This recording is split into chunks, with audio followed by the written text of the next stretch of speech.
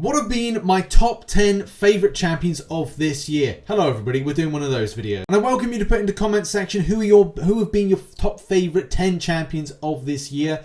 And if you have space, put why. As the reason I say this is my top 10 favourite is that I'm not going to be overly pushing the narrative of these are definitely the top 10 for everybody, because at the end of the day, my top 10 is going to differ from your top 10. Some champions are better with mastery setups, which do make this whole kind of videos like this, because every time you say top 10 best champions of the year, a lot of the time you kind of get people go, no, you're wrong, that's the best champion, that was the best champion. So I'm going to make this video all about what is the top 10 of I've considered to be favorites, or something that is in the build of the abilities which is unique, that I like and I think is good, and as well maybe is better for what I have to do content wise, and as well where the developer has done a good job to have more scope and variation in the way that the champions' rotations and abilities and playing methods are there for everybody to enjoy. So there is a lot to take in this video, but I'm going to try and make it as quick and concise as possible. So this year's seen like a broad spectrum of champions ranging from Immortal Abomination, which I'm actually liking to a little bit more. Can't believe I said that, but I'm actually enjoying it. I played it for the CCP, and that Acid Wash, I think it's called, or Acid Burn, is actually really, really effective and fun. So yeah, I kind of would like to get Suicide Masteries and play that champion a lot more. Same thing can be said from Hulk, Immortal Hulk. Cosmic Ghost Rider, yeah, for sure. Red Goblin, like, yeah. Two great champions in October. I don't think they did bad with that. I've actually ranked 2 Red Goblin, which I'm going to be using later on in Variant 6 Exploration stream, and as well doing a few other bits of content. But yeah, look, Apocalypse, Professor X, amazing.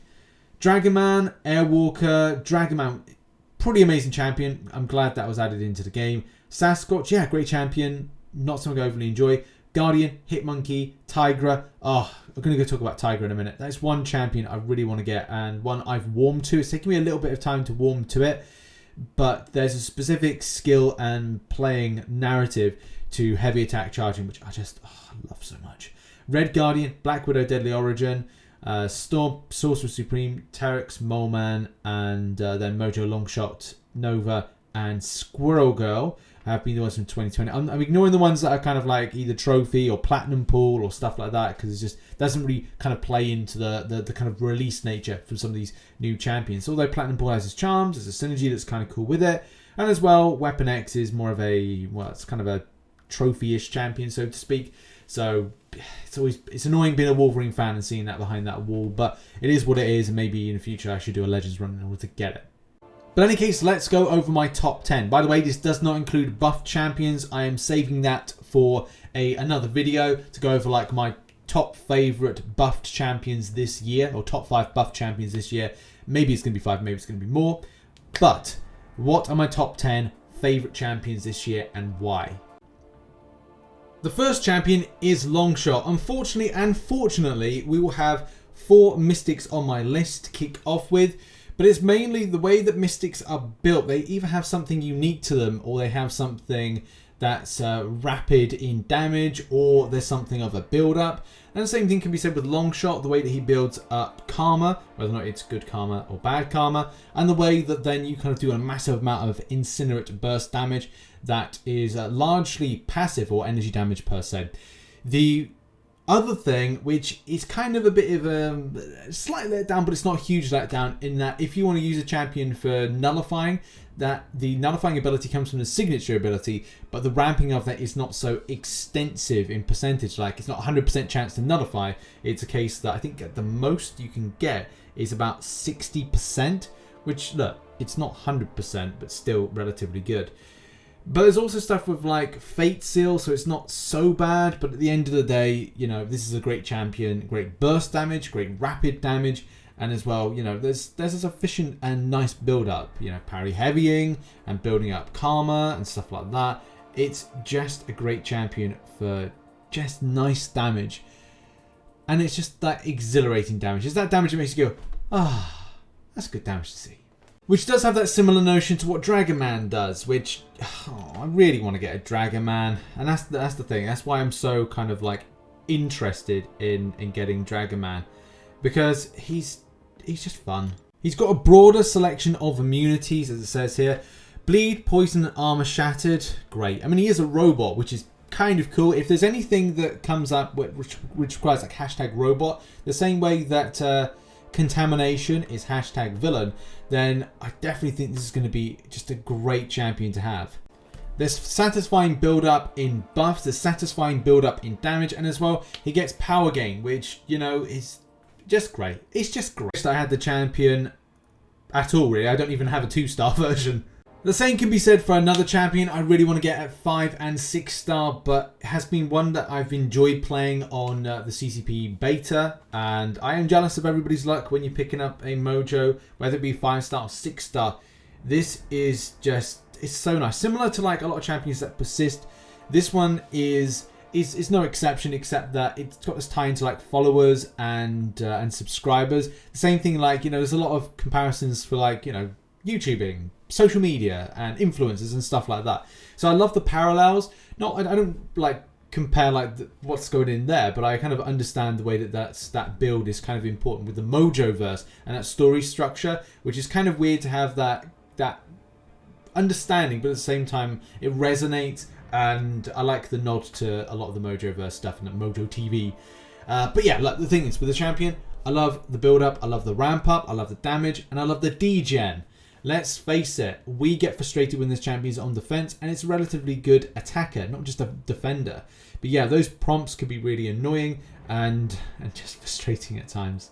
Also, I really like the complexity to a degree of the different types of prompts and doing different things.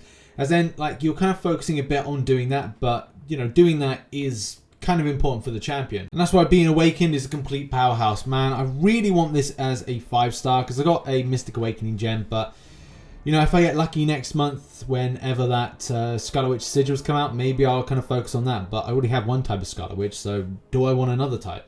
This then leads me on to the 4th champion that, one of my favorites, which I don't have. Like, by the way, I have champions that I really like and favourite. I just don't have them. And a lot of them are on this list, which, yeah, I really would like to get a 5-star, 6-star version just to take into content, and as well just kind of like, yeah, I could use 4 stars, but, you know, I can't take 5 stars into like story content and stuff. And it's certainly I'm not taking it into Abyss of Legends.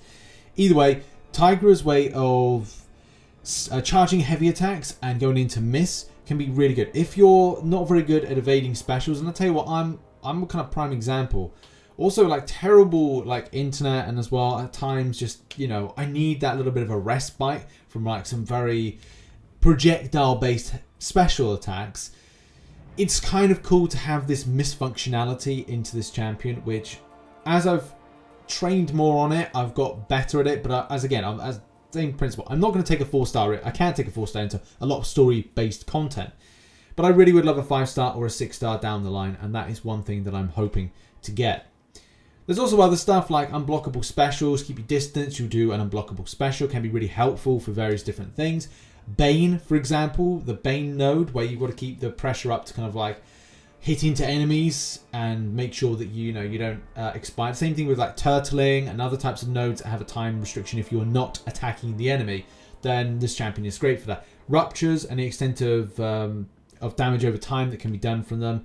Yeah, this is a powerhouse of a champion, and as I said, I would love to get a 5-star and 6-star one. Fingers crossed for the new year. Now let's talk about the next one, number 5, halfway through. Now I've got a lot of mystics. Now it's a case of like talking about the other ones, because fortunately and unfortunately there's a lot of mystics. But because Red Goblin and next to Cosmic Ghost Rider, it is on our list. God, I'm giving it away, Rich. Come on, what's wrong with you? Yeah, Red Goblin. I love this champion. I do. It's one of the ones that I wanted to pick up this year. Having the build-up of things like armor breaks, having the build-up of incinerates, as well as the dealing with Spider-Verse champions, and as well just being strong as anything, is having Red Goblin on my team.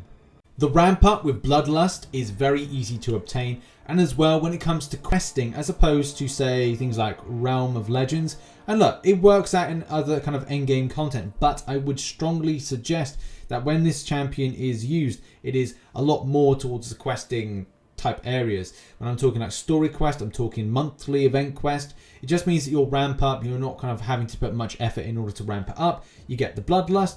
Bloodlust is just so great, but at the same time, it would be better for me to have this awaken. However, though, going into a frenzy does help out for things like the damage output, and as well going up against champions that miss, and as well have auto block functions with True Sense.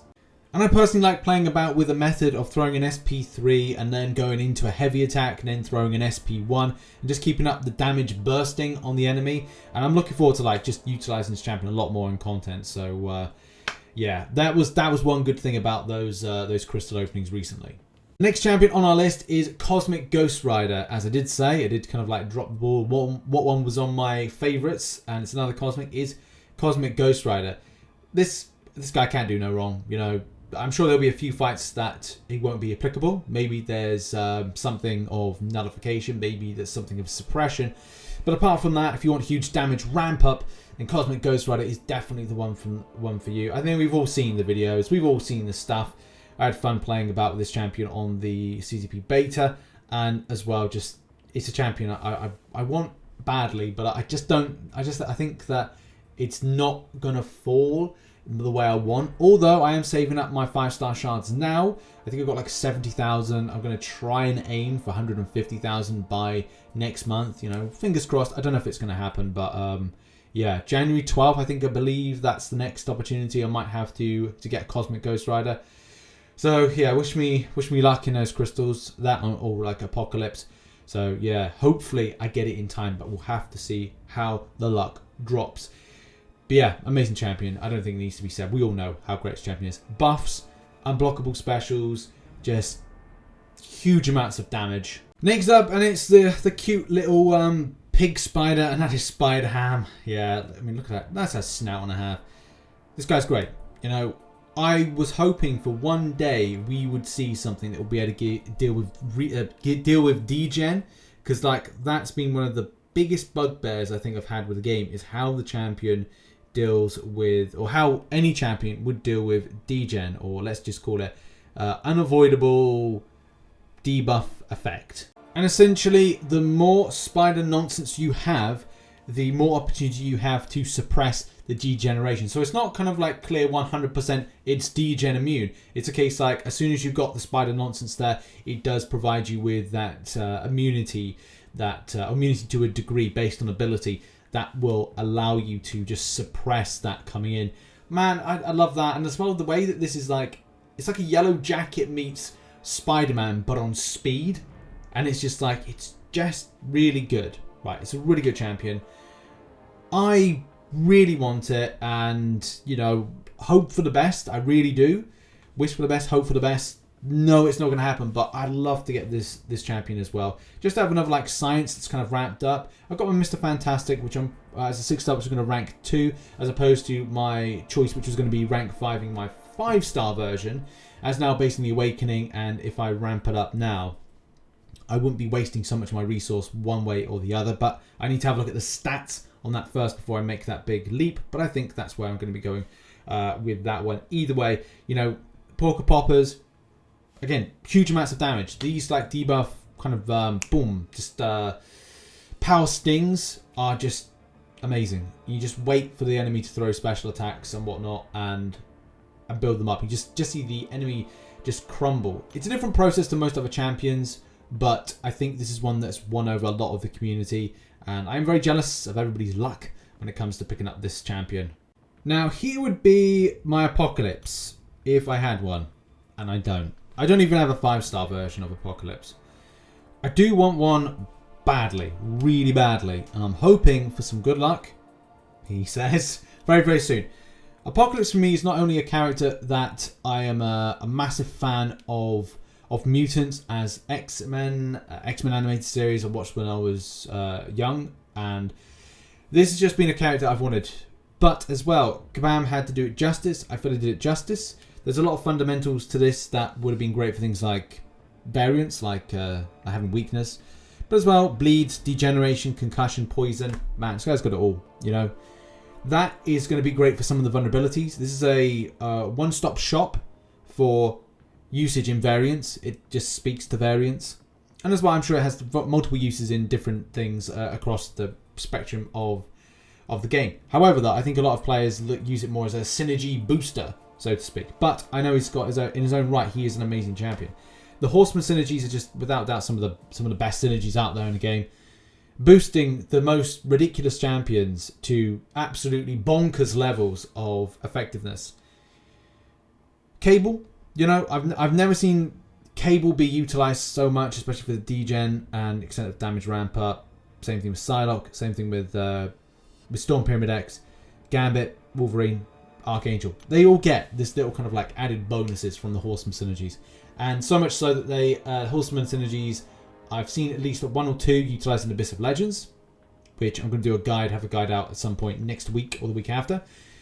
And yeah, it's crazy. It is crazy to think about this champion. In his own right, he is great. His Awakened ability is a bit kind of weird in the fact that he goes into like I think it's like a Lazarus sleep or something, and then he kind of comes back out of it. So you can just like, I don't know, get damaged in the first fight and then bring him out several fights later towards the end, and he's already regened like a huge chunk of health, and you can reuse him again. That I think is great. It saves revives and stuff. So yeah, I like health potions or whatever. Genetic enhancement is great for ramping up. There's stuff for dealing with Spider-Verse champions, evading champions, sorry, and like it's just, yeah, bleed off the heavy attacks. I mean, it's great for bleed vulnerability. You know what you're getting, and as well, just forms like immunities from being hit by stuff if he is for whatever reason. So I'm like, just in awe of this champion, and unfortunately in awe to a degree that I don't have him. And I want him badly. But it is what it is, and that's just how it goes. But yeah, Apocalypse, what an amazing champion. I really want him.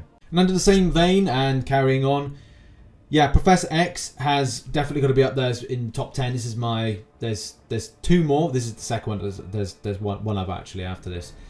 And there's different things that kind of like tick my boxes here.